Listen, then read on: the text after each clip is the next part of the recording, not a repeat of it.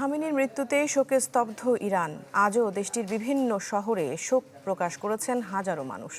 যুক্তরাষ্ট্র ইসরায়েলের হামলার প্রতিবাদে বিক্ষোভ চলছে দেশে দেশে। এদিকে রোববার করাচির মার্কিন কনসুলেটে নিরাপত্তা কর্মীদের গুলিতে নিহত বেড়ে দাঁড়িয়েছে ২৫ জনে।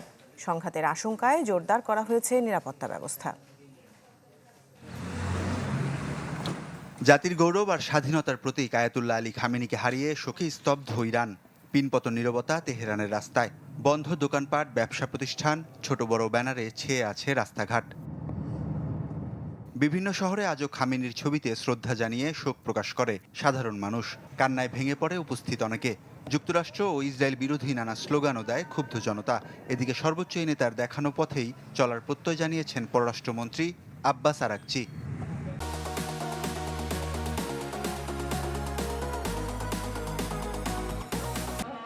ইরানের বেশ কয়েকটি শহরে যুক্তরাষ্ট্র ইসরায়েলের হামলার প্রতিবাদে দেশে দেশে ছড়িয়ে পড়েছে ক্ষোভ। প্রতিবাদ মিছিল হচ্ছে পাকিস্তান, ইরাক ও ভারত নিয়ন্ত্রিত কাশ্মীর সহ বিশ্বের বিভিন্ন স্থানে।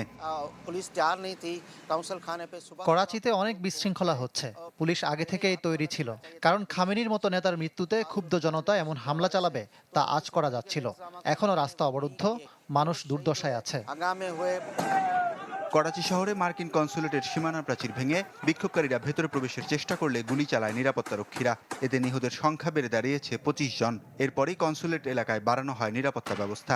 নতুন করে বাড়ানো হয়েছে নিরাপত্তারক্ষীর সংখ্যাও। সোমবারও পাকিস্তানের বিভিন্ন স্থানে আমেরিকা নিপাত যাক বলে স্লোগান দেয় বিক্ষোভকারীরা। গিলগিট, বালতিস্তান অঞ্চলের উত্তরের শহরগুলোতে রাস্তায় প্রতিবাদ মিছিলে নামে অসংখ্য মানুষ। ক্ষোভে ফুঁসছে ইরাকের শিয়া মুসলিমরাও। পরনে কালো পোশাক পরে যুক্তরাষ্ট্র ইসরায়েল বিরোধী স্লোগান দেয় তারা। ইরানিদের ঐক্যবদ্ধ থাকার আহ্বান জানিয়েছে ইরাকের শীর্ষ শিয়া মুসলিম নেতা grand Ayatollah Ali Sistani. Ayatollah Ali খামেনিকে হত্যার প্রতিবাদে জোরালো বিক্ষোভ দেখা গেছে ইয়েমেনের রাজধানী সানায়। যুক্তরাষ্ট্র কিংবা ইসরায়েল ইয়েমেনে হামলা চালালে কড়া জবাবের হুঁশিয়ারি দিয়েছে হুথি বিদ্রোহীরা। ওয়ালিউল্লাহ ফারুক, চ্যানেল 24।